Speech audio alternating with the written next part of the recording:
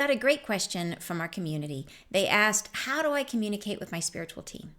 And so, some simple suggestions you could do. Number one, and this is the one that we so often don't do. Number one is to speak out loud. Is that we think our angels can read our thoughts, but they cannot take action until you verbalize it. We got to say it. You can whisper it. It can be little, but you got to you got to put it into words, and then your angels can take action. So say it out loud. Speak it out loud. The other thing that you can do in order to speak or to communicate more clearly with your guides is to think about what question are you asking your guides. So a lot of times we ask our guides the question, what should I do? And when you ask that, you will hear crickets. You won't get anything back. And the reason for that is that that's not their role. They are your support team, and you are the team captain. So you got to make the decisions. So what that means is if you're not sure which way to go, all you got to do is choose something that you think might be good, and then immediately your team will support you. And you got to take a couple steps, and then you can always change your mind. You can always choose something else, or you can take a few steps, get more information, and then modify.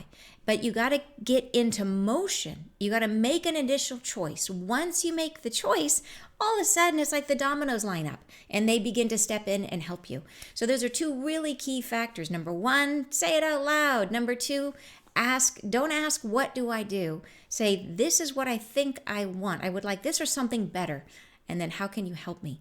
Right? And then watch them show up in your lives.